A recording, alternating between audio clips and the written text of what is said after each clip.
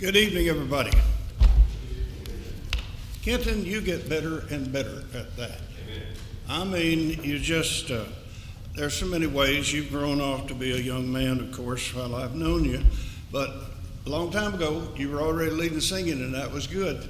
But as you've matured, your voice has matured, it's got deeper. We can hear you, and you're brave.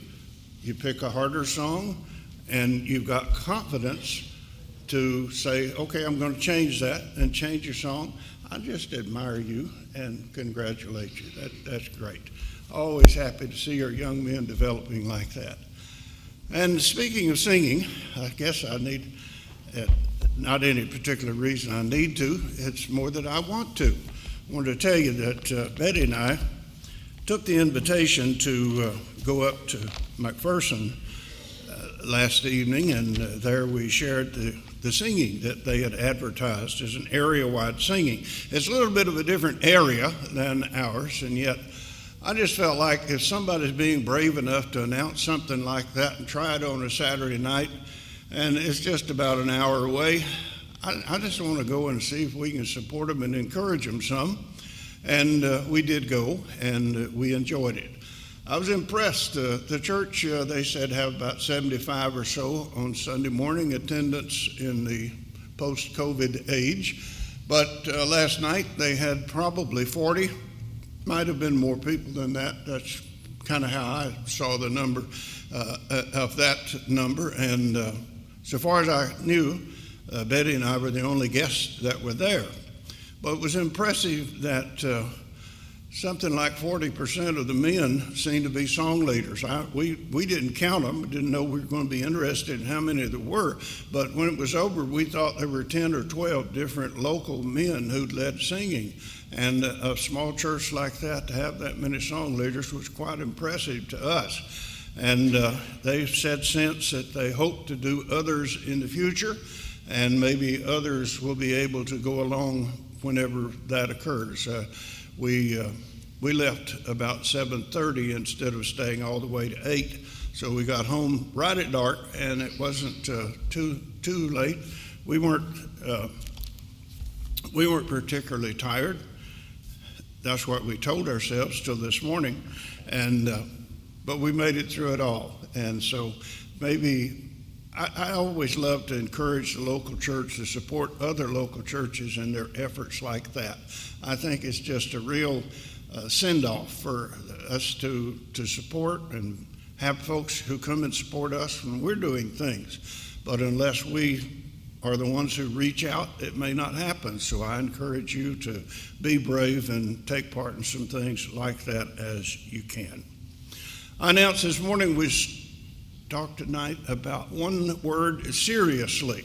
That's an interesting word in a sense in that we don't hear it a whole lot. It's a very, very useful word, and it means, of course, what you know that it means, and yet we often hear it used with just a bit of derision and sarcasm when somebody said something that seems perhaps questionable, and we may say, seriously? And we don't really mean seriously. We just mean, you expect me to believe that, perhaps? I also got to thinking in the office the other day. I thought, I'm going to look and see if I can find that word being used in Scripture. And I've got a large Young's Concordance in there, and it's hardly used at all, and I didn't find it used at all, just in a sentence as if it's speaking of something being serious or someone behaving in response to something, taking it seriously. I didn't find it used like that at all, which was interesting to me. But this evening, I wanted us to talk about it some. There are some things in life that we just need to take seriously. Others, not so much. We don't have to worry about a lot of things. I mentioned to you before that Betty, from one of the seminars that she attended or she taught, brought home a 2-line life system that really did intrigue me. I just loved it whenever I tried to analyze that thing. She said that there's just 2 real rules that you need in life.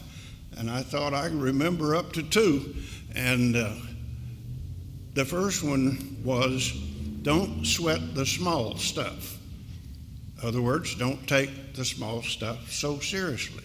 Don't let it drive you nuts. Don't dwell on it and let it distract you. Don't take it so seriously. The second part is, it's mostly all small stuff. A whole lot of stuff in this life we don't need to take so seriously.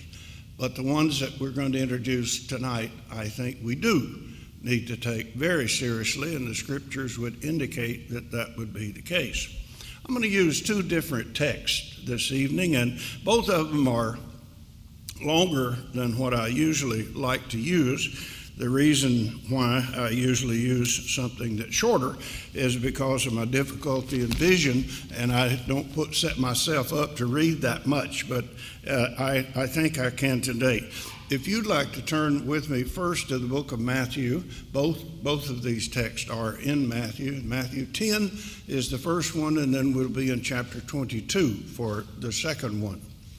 Matthew 10, and beginning with verse 5. In the first 4 verses, you've got a listing of the apostles. And this is an account of Jesus sending out the apostles to preach and teach in what we call the limited commission. As we read it, you'll see where the limitation was drawn. And of course, it is as contrary to the Great Commission that said, go into all the world and preach the gospel to every creature. This one is confined, and it starts off right up in giving that detail very early if we skip down to verse 5. These 12 Jesus sent out, instructing them, and then quote, go nowhere among the Gentiles and enter no town of the Samaritans, but go rather to the lost sheep of the house of Israel, and proclaim as you go, saying, the kingdom of heaven is at hand. Heal the sick, raise the dead, cleanse the lepers, cast out demons. You received without paying, give without pay. Acquire no gold, nor silver, no copper for your belts, no bag for your journey, nor 2 tunics, nor sandals, nor a staff, for the laborer deserves his food. And whatever town or village you enter, find out who is worthy in it and stay with them until you depart. And as you enter the house, greet it.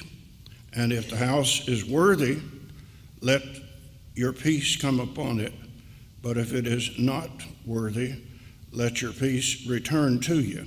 And if anyone will not receive you or listen to your words, shake off the dust from your feet and leave that house or that town.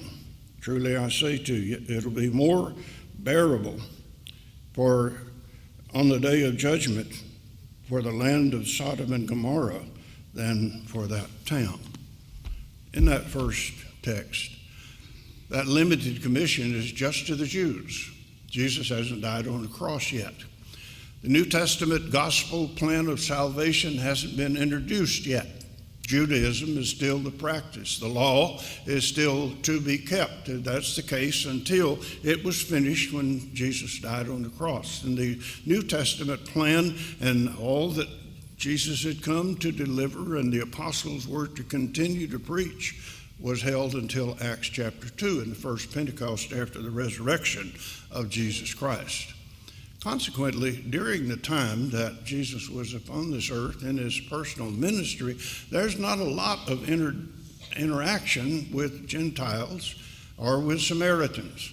And that has particular attention that's drawn to it whenever it did occur, because it was so unusual.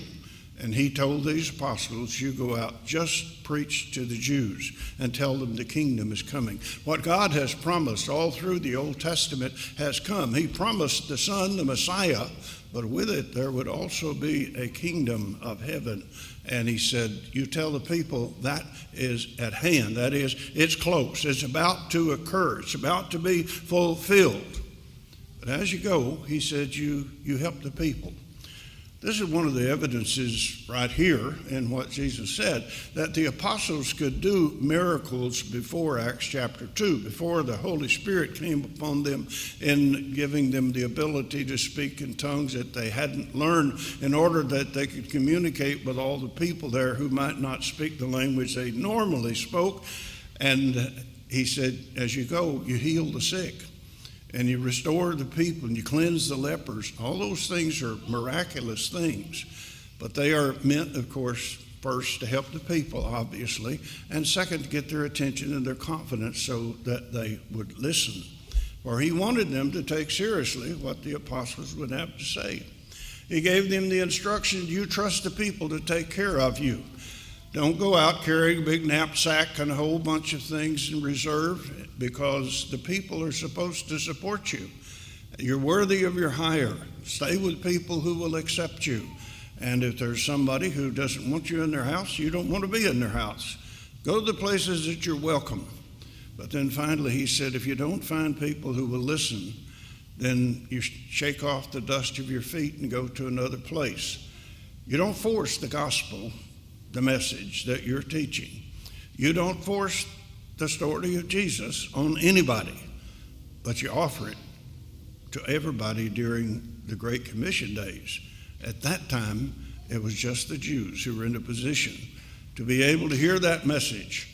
And Jesus said, if they don't take it seriously, that's paraphrasing what he said in that last verse, if they don't take it seriously, Sodom and Gomorrah will be better off in the day of judgment than they will be. They will be held responsible for what they have heard. They will be expected to take seriously the message that you are giving them. For us or anyone to take a casual attitude toward God's word, God's will, God's commandments, as we were discussing this morning, is a mistake. We need to take seriously what God said is eternal. And Jesus said that heaven and earth will pass away. My words will never pass away. You see, you take seriously that which God has given and which he has said we're responsible for and to, and which will last forever. These people had to do so. And the other account that I want us to read about in chapter 22, this one begins in verse 1. And again, Jesus spoke to them in parables, saying, the kingdom of heaven may be compared to a king who gave a wedding feast for his son. And he sent his servants to call those who were invited to the wedding feast, but they would not come. That's sad. He invited the people he had picked, and he didn't get anybody who ultimately came. And again, he sent other servants saying, tell those who are invited, see, I have prepared my dinner, my oxen and my fat calves have been slaughtered, and everything is ready. Come to the wedding feast. It was in the day long before refrigeration. It was long before you could save meat. And once you killed the bull, the oxen, once you killed the fatted calf, it either had to be eaten or it's going to spoil, it's going to ruin. In full confidence, he had sent the message of invitation, not knowing other translations say that, literally say they didn't take the invitation seriously. They made light of it. Maybe they thought he couldn't afford, he couldn't buy. I don't know what was in their thinking, but they didn't take seriously the idea. And consequently, he moved forward in good faith, believing everybody's going to come, and everybody wasn't going to come. We often take precautions like that. We send out those notes inviting people, don't you? If it's a big event, recently Daniel got married, as you know, and he and Katie sent out invitations to the reception.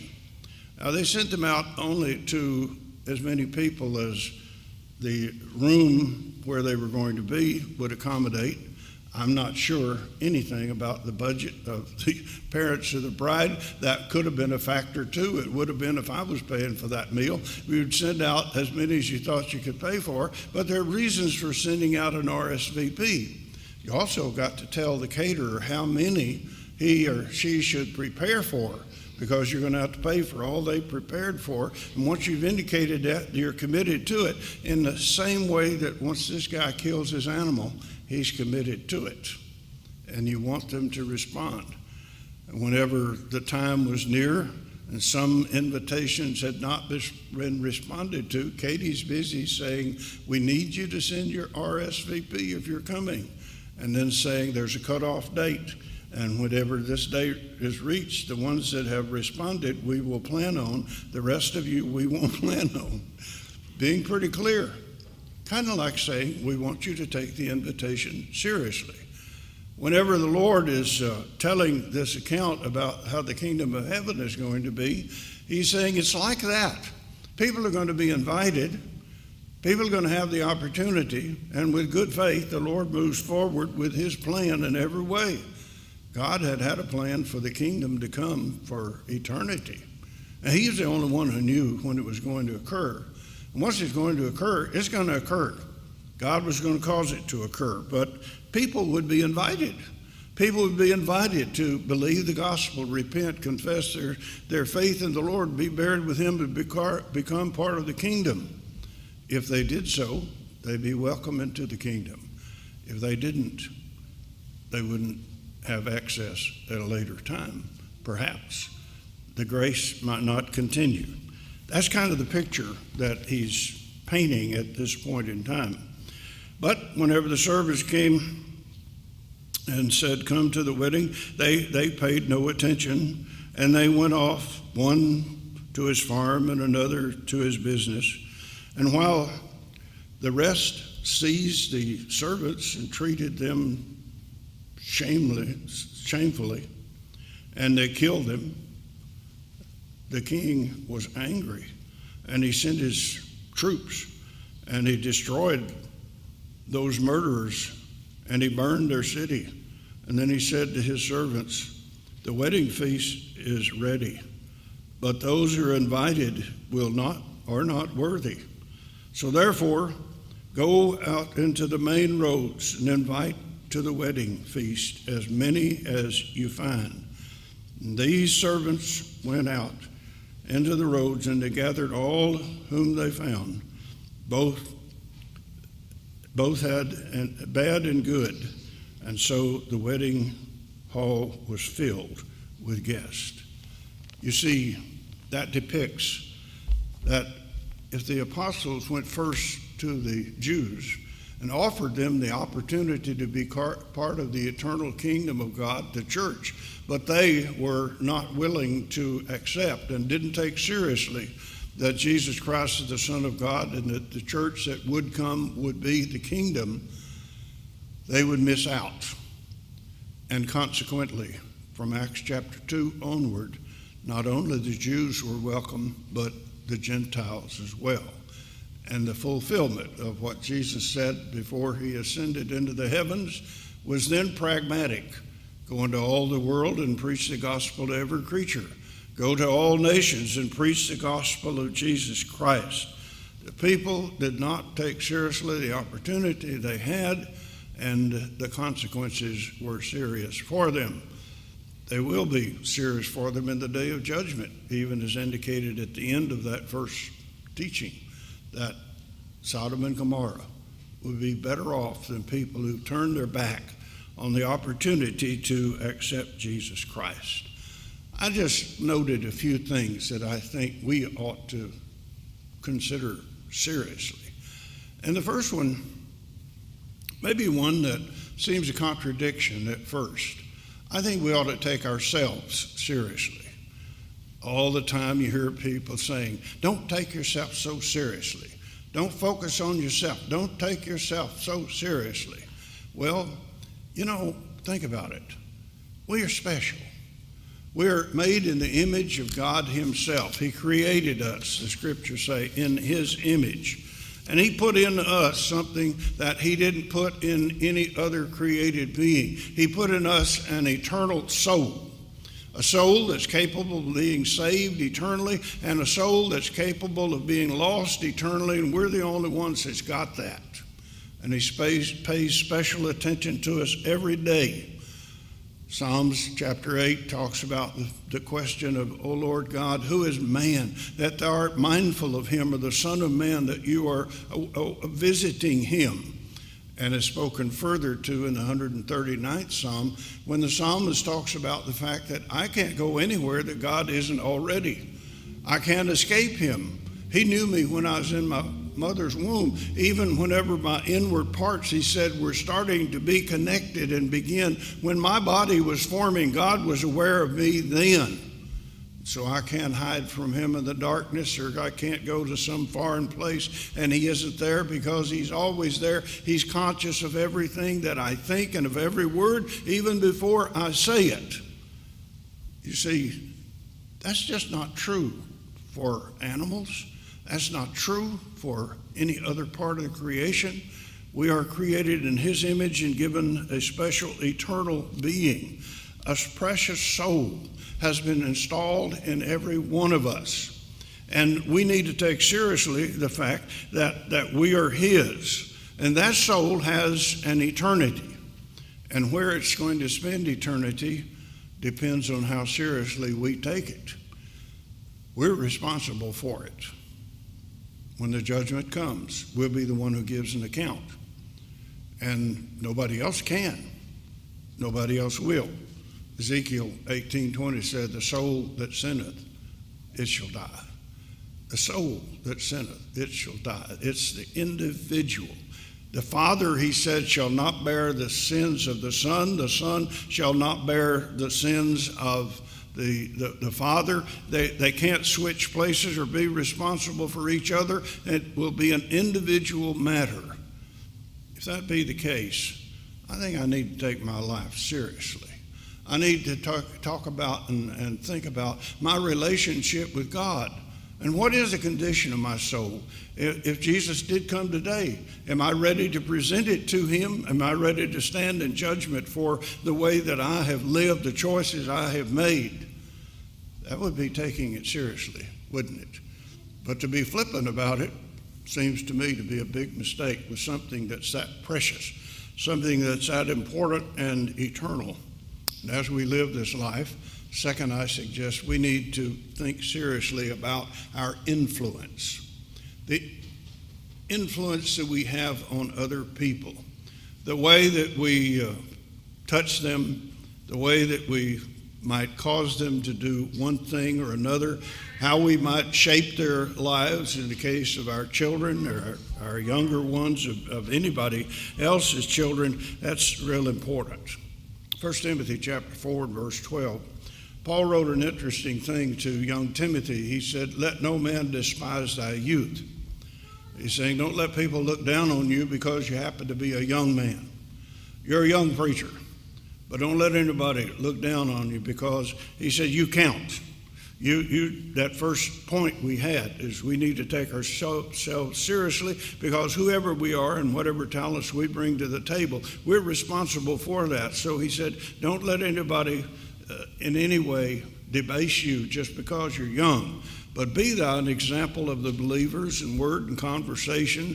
He said, in every way, I want you to be an example.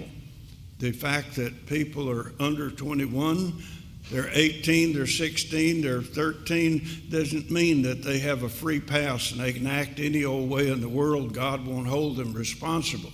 Here he says to this young man, you be an example. I take it he's meaning you be an example to the adults, but he'd be more likely a great example to his contemporaries. But you live like you're supposed to. Take that seriously, because there'll be an accounting for it. And you're influencing people. The people that we can influence are the ones we know and who know us more than anybody else. And the ones that we can help more to go to heaven than anybody else are the ones that we love the most and we're the closest to. Our own family, our own friends and associates, our classmates perhaps, the people with whom we work, the people that are in our neighborhood. The ones that know us and we love the most are the ones that we have the greatest chance to help in going to heaven. The sad part of that is that there's a flip side. The flip side is the people that we're most likely to cause to miss heaven are the same people if we don't live the right example, if we ignore the opportunities we have to teach them and influence them, if parents do not parent as they ought to, if they don't instruct, if they don't present the proper example themselves. So it's serious business. Jesus said in Matthew chapter 5, "Let your light so shine before men that they may see your good works and glorify your Father which is in heaven." That's the good influence. On the other hand, over in the 18th chapter, he warned about the fact that if anybody influences a little one that believes in him and causes them to lose their faith, that is worse for that person than to have a weight tied around his neck and be dropped out in the middle of the ocean and not have any chance whatsoever to survive. That would be better than to cause a little one to stumble. I need to take seriously my influence. The people I love depend on me to be what I'm supposed to be, do the right things, and influence them in a proper way. I've got a point here that I'm going to skip for now. I think we are to take seriously our conscience. I want to talk about that another time probably, instead of trying to push it into this. But realize that God gave us a conscience for it to serve kind of like a safety net for us. When we've been taught properly, our conscience then reminds us, this is right, this is right, this is not right, this is not right. It makes us feel guilty when we have done the wrong thing, but we sometimes ignore it and don't take it seriously. And we know that what we're doing is inappropriate, and yet we still do it. James spoke to it, chapter 4, verse 17, "For him that knoweth to do good and doeth it not, to him it is sin." His sin is being exacerbated by the fact that he's not only committing the sin, but he knows better.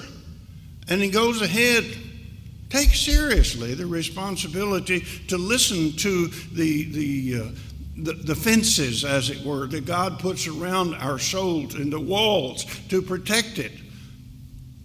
Our conscience serves that purpose. Listen to it. And when it pricks, be sure that you're conscious of the fact that there's a warning here and I need to listen. I think we need to take seriously the responsibilities that the Lord has given us, the places he's put us so that we are in touch with different people, the opportunities that he gives us to teach, to preach, to shed light, and to be an example, to help, to care, to show love. These are not by accident.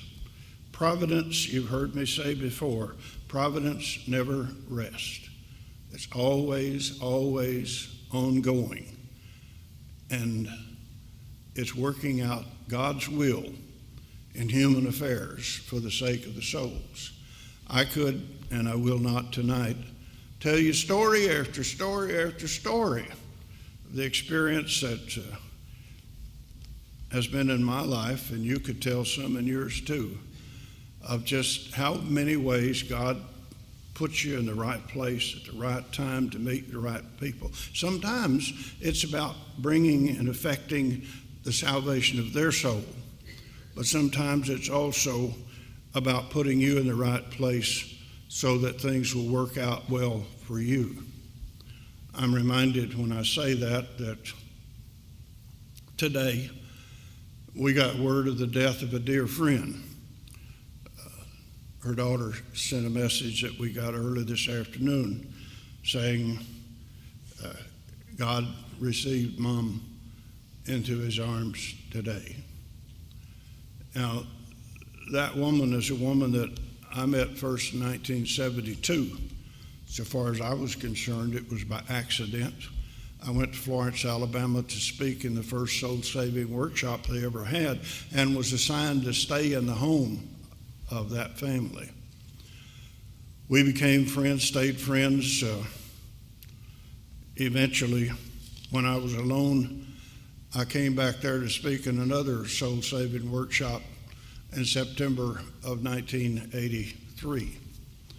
And on that date, this woman whose house I'd stayed in the first trip introduced me to Betty, and the rest is history. Not by accident, but by the providence of God.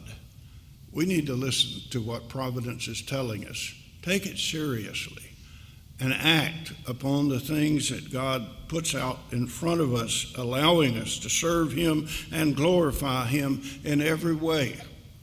And then someday we'll get real serious. Whenever the day that maybe one of our children sends a message and says that God accepted Mom or Dad into his arms today. And that's the time when it's decided in which waiting place we will go to await the general resurrection and the judgment.